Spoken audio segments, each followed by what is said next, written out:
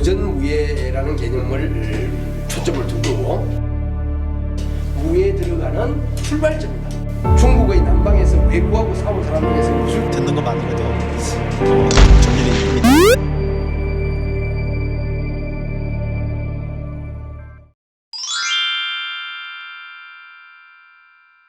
아까 이야기했던 것처럼 용어 때문에 여러분들 굉장히 어려움이 많아요.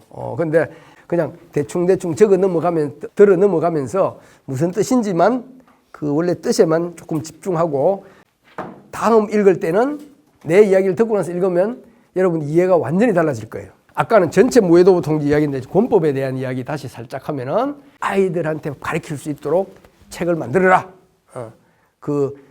교본을 만들어라 한 거거든. 교본이거든. 권법 보라는 게. 그러니까 무예 제보에는 권법이 없다.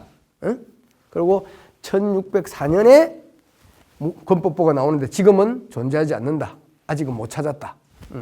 그 다음에 6년 뒤에 무예제보 번역 속집이 나오는데 거기에 권법보가 있다. 그 다음에 무예신보 사도세자가 만든 거 지금 거기에 권법이 있는데 이 자체가 없어. 이 책 자체가 아직까지는 발견이 안 됐어요. 그 다음에 이제 무예도부 통지 권법보가 있는데 여기에 나오는 권법 이거하고 달라. 상당한 차이가 있어. 그건 나중에 이제 우리 직접 이제 다음 시간에 하나하나 보면서 볼 거예요. 그런데 아까 그 동작동 한강변에서 처음 보잖아. 다다다다 하는 거. 이걸 정말 중국 사람들이 처음 보여줬을까? 그때 전에 벌써 중국에 무술하는 애들이 우리나라에 들어와 있었던 지가 거의 10년이 다 돼가는데 결코 선조가 처음 봤을 뿐이지 우리 군인들은 보고 누군가는 이미 배우기 시작했을지도 모른다는 거지. 그러나 그거는 기록이 없으니까 우리가 상상 가능성 하는 거고, 그 다음에 왜 무예제보에는 권법이 없었을까? 저거는 급하니까. 그때는 저거까지 당장 지금 전쟁을 하고 있는 중이니까. 그 다음에 또 하나는 뭐냐면 기요신서가 판본이라는 게 무지하게 많아요. 판본이 뭐냐면 옛날에는 책을 쓰면 자기가 붓글씨로 그냥 쓰는 거잖아. 그래갖고 출판 들어가려면 무지하게 어려워. 이 목판 인쇄 이런 게 요즘 인쇄술하고는 너무 어렵기 때문에 금방 책이 안 나와. 그러다 보면은 다른 사람들이 뺏겨서 책이 유통이 돼. 그 뺏기는 책을 초라 그래. 초본이라 그러는데, 그래서 뺏기다 보면은 글자도 달라지고 어떤 편은 통째로 날아가 버리고 막 이렇게 돼. 그래서 나중에 무예 기요신서 공부할 때 이제 구체적으로 나오지만 기요신서의 판본에 따라서 권법편이 있는 게 있고 없는 게 있어. 실제로 없는 게 더 많아. 그래서 안 들어갔을 수도 있어. 그 다음에 처음에 누구한테 뵀을까? 아까 이야기했잖아. 산동에서 온 놈한테 배웠는지 절강에서 온 놈한테 배웠는지 전공 무술이 뭔지 알 수 없는 거지. 그러니까 지금 아까 동작동 백사장에서 보여준 게 장권 32세냐? 나는 아니라고 봐. 어떤 개인이 무술 권법 잘하는 놈이 야, 너 한번 해봐. 지끌 한 거지. 그게 이 북경을 중심으로 하는 통백권의 전공자가 했을 것이다. 그런 거지. 그 다음에는 이때 배울 때 무술을 통째로 배웠느냐. 말하자면 기초부터 기본 동작 배우고 품새 배우고 그 다음에 각종 단련법 배우고 겨루기 배우고 이렇게 배웠느냐. 아니면 시간이 없으니까 품새만 딸랑 배웠느냐. 이 차이가 엄청나게 있다는 거지. 그때 주로 배우는데 관심을 두었던 것은 창, 금, 선 뭐 이런 것들이지 무기 위주지 맨손 무술은 잘 안 배웠는데 그걸 처음 배울 때 뭘 배웠을까? 어떤 스타일 전공자한테 배웠을까? 어느 깊이까지 배웠을까? 뭐 이런 게 그 이후에 우리나라에 살아남은 권법의 실체에 대한 중요한 해답이 되는데 그건 현재 알 길은 없어요. 그러나 다만 우리가 그런 궁금증을 가지고 보는 거지. 그런 궁금증을 가지고 보면은 달라 보이잖아. 다르게 생각되잖아. 무조건 그게 교과서다. 아닐 수 있다는 거지. 아닐 수 있다는. 중국의 기요신서하고 차이 나는 게 나중에 이제 제일 중요한 부분인데 중국의 기요신서에 나오는 권법 오리지널은 품새처럼 안 돼 있어. 새와 새 사이가 그냥 분리돼 있어. 그런데 우리나라에 넘어오면 무예 제보 번역 속집부터 보면은 연결 동작 품새로 만들어놨어. 그 차이가 뭘까? 중국에는 그렇게 안 했는데 우리는 그렇게 했을까? 중국에는 했는데 책은 그렇게 썼을까? 우리는 왜 품새적인 형태로 갔을까? 요 부분. 그 다음에 그 내용이 똑같지 않는 부분이 있어. 그런 것들도 재미있는 의문이 되는데, 요런 부분, 구체적인 건 주로 다음 시간에 우리가, 그 무예제보, 번역 속집, 무예도보 통지, 그 다음에는 기호신서에 나오는 그 보를 가지고 기술 명칭이나 이런 내용을 가지고 직접 우리가 부딪힐 거예요. 무예도보 통지의 목차가 이렇게 돼 있어. 요거는 이제 앞부분. 본론이 아니고 서론 쪽인데 법례라는 거가 있고 병기총서. 이거 역사예요. 우리나라 이성계부터 이 책이 만들어질 때까지 쭉 그 왕실에서 무예를 어떻게 했는가 하는 역사예요. 중요한 부분이에요. 청모사실이라는 건 척계관과 모원이의 역사에 관련된 인물 평전이야. 그 다음에 기해지리가 제일 중요한 건데, 한교가 자기가 책을 쓰면서 기호신서를 번역하면서 중국 군인들한테 막 무술을 배우면서 근본적인 질문들, 이거를 허국이라는 유격 지금 요즘 하면 한 3스타급 되는 장군하고 대화한 내용이에요. 그래서 무술에 대한 깊이 있는 내용이 여기 들어있어. 인용 서목, 레퍼런스, 참고 문헌들, 굉장히 중요한 부분이에요. 그 다음에는 그 일본에 장창, 죽장창, 기창, 당파, 기창당. 기창이 두 개 있는 거는 하나는 깃발 달린 창이라는 뜻이고 하나는 말탈 기자야. 말을 타고 창을 쓴다는 거. 한문으로 쓰면 두 개 달라. 그 다음에 쌍수도 두 손으로 칼을 잡는 건데 이게 바로 외금이야.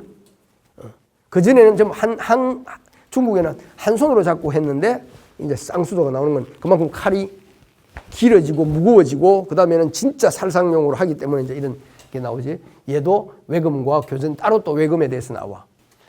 그 다음에 3권에 이제 주로 금이야. 제독금, 봉국금, 쌍금, 뭐 마상상 쭉 나오는데 이 보면 이거는 주로 찌르는 거, 이거는 베고 치는 거, 칼. 그 다음에 여기는 타격. 아까 여기는 감, 찍는 거, 치는 거 이런 거.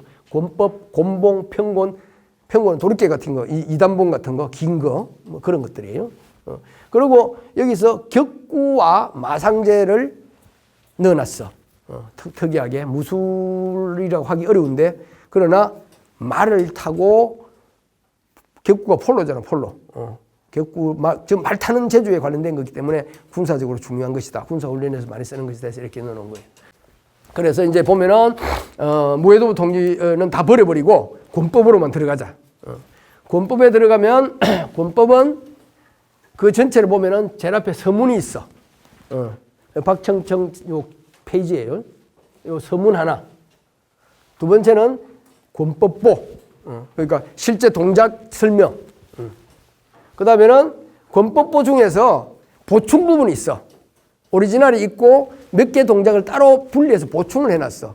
다른 책을 이 무예도보 통지 이덕무하고 박재가하고 백동수라는 사람이 하면서 옛날 책에서 빠진 것을 다른 판본에서 발견한 게 있어.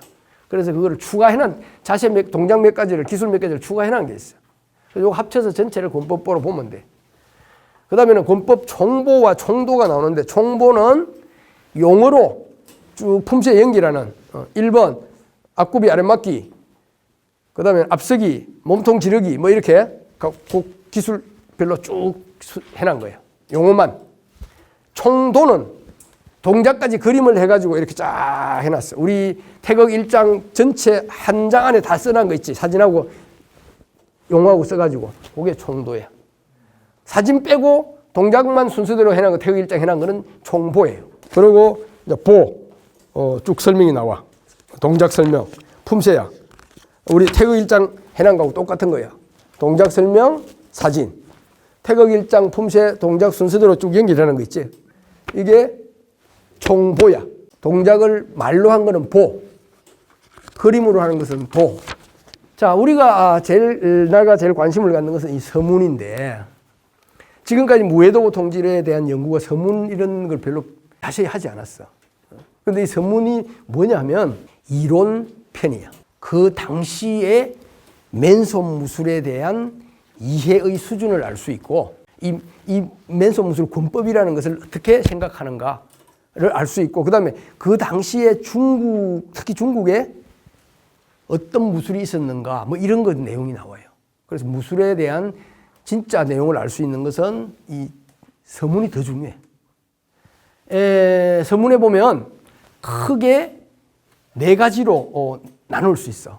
제일 앞에는 척계광이 말하길, 척계광이 말한 권법에 대한 컨셉이 있어. 그 다음에 모원이, 무비지를 지어 모원이가 컨셉을 이야기해. 그 다음에 당순지의 무편이라는 그게 나와. 이 3가지 딱 문장이 제일 앞부분에 나오는데 이게 제일 중요한 부분이에요.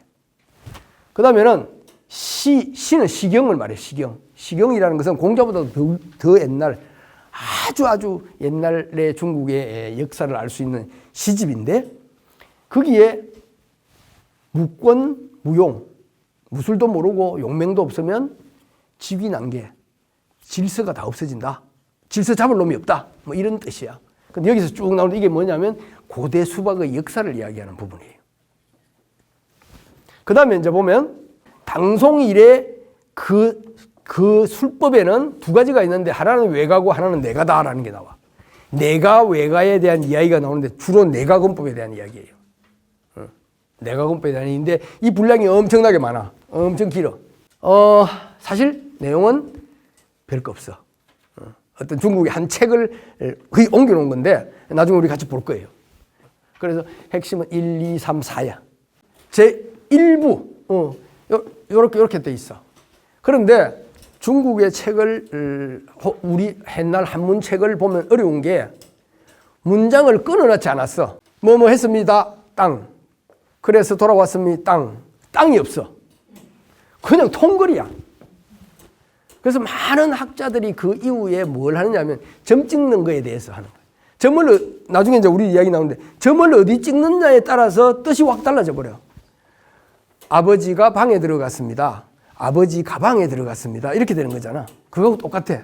근데 심해. 중국 글은. 우리나라에서 쓴 옛날 고문서도 다 마찬가지예요. 그 은문, 은혜라고 은문 우리 글 그거 쓴 것도 똑같이 써놨어. 중간에 끝나는 게 없고 계속 연결해놨어. 그 옛날 왜 그런지 모르겠어. 그래서 이렇게 돼 있는 것을 이렇게 분리를 볼 수 있어. 그래서 척계강왈 학입예 지문까지 한 문장. 오늘 척계광이 한 말. 그 다음에 요거는 모원이가 한 말. 그 다음에 여기서 갈로 친한 거는 뭐냐면 모원이가 한 말이 아니고 박재가고 이등무가 모원이가 한 말 중에서 부가적인 사실에 주해를 달아놓은 게 요거예요. 자, 처음에. 자, 척계광이 기요신서에 써난 글이에요. 권법은 이걸 사자라고 하는데 비슷할 사자야. 비슷할 사자라는 건데 그림상 비슷하다는 것이 아니고 흡사, 마치 이런 뜻이에요.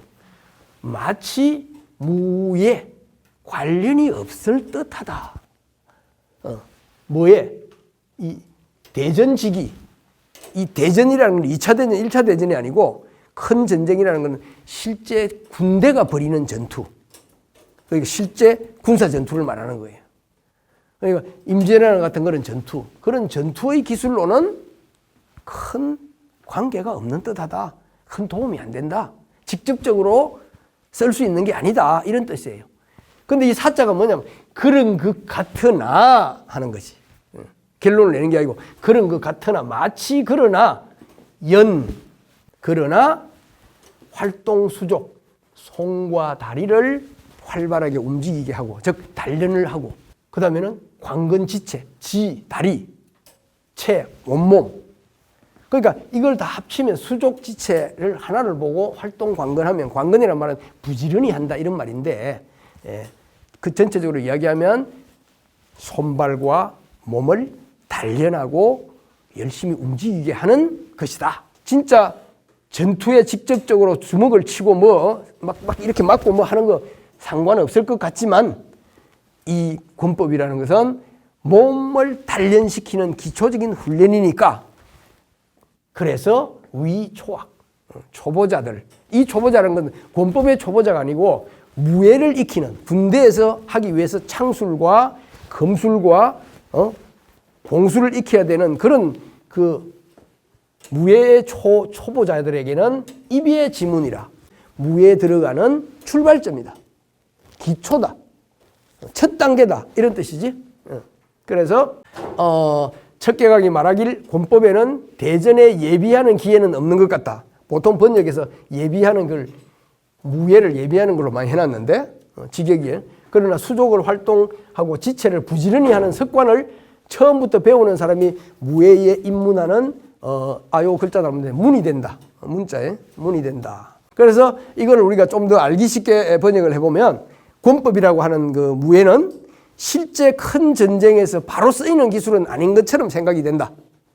그러나 수족을 활발히 움직이고 다리와 온몸을 단련시키는 운동법, 단련법, 수련이다. 그러므로 무예를 익히는 초보자들을 위한 입문 과정이다. 무예를 익히면 다양한 무기술을 익혀야 하는 사람들이야. 다양한 무기술을 익히는 사람이 바로 무기로 들어가기 전에 권법을 하면은 기초가 된다. 기초가 닦아진다. 왜? 자세, 그 다음에 힘, 그 다음에 온몸에 움직이는 기본적인 능력. 요즘은 우리가 스포츠의 시대에 살기 때문에 요즘 사람과 옛날 사람을 한꺼번에 같이 보면 안 돼. 옛날 사람은 운동이라는 거 아무것도 몰라. 스트레칭도 안 해봤고 몸에 힘쓰는 줄도 몰라. 그냥 집에서 지게 지고 나르고 논일하고 이런 것만 했지 운동을 해본 적이 없어. 그 사람들에게 운동의 세계, 무예의 세계로 끌어들어오기 위해서는 일단 기초 단련해야 되잖아. 그게 권법이 필요하다는 거지. 그 시대를 생각해야 돼. 옛날에 무술 조금만 하면 날아다닌다고 했던 이유가 운동을 하는 사람이 없기 때문에 다 그냥 책 읽고 이렇게 다니는데 어떤 놈은 산에서 뛰어다니면서 막 단련해가 갑자기 막 휙휙 날아다니니까 막 진짜 날아다니는 것처럼 표현이 되는 거지. 그래서 그런 관점에서 이거는 봐야 된다. 자, 모원이라는 사람은 무비지라는 책을 만든 사람인데 이제 책에 무비지 나오는데 모원이는 점획을 분별하고 알고 난 후에 점획이라는 글자를 쓸 때 한문을 배울 때 점과 획을 기초 받침 이런 거 그것을 알고 난 후에야 팔법을 가릴 수 있다 했는데 이 팔법이 뭐냐면 여러분들 그 옛날 한문을 안 배웠으니까 한문을 배우면 이 길영자를 처음에 배우는 게 있어요. 이걸 한자 팔법이라 그래. 영자 팔법이라 그래. 이 길영자 안에 이 한자를 쓰는 기본적인 요소가 다 들어있어. 자, 이걸 한마디로 우리가 태권도하고 관련지만 뭐라고 할 수 있을까? 기본. 한문을 익히는 글씨를 쓰는 기본 요소가 다 들어있다는 거지. 그래서 이 팔법 이야기를 하는 거야.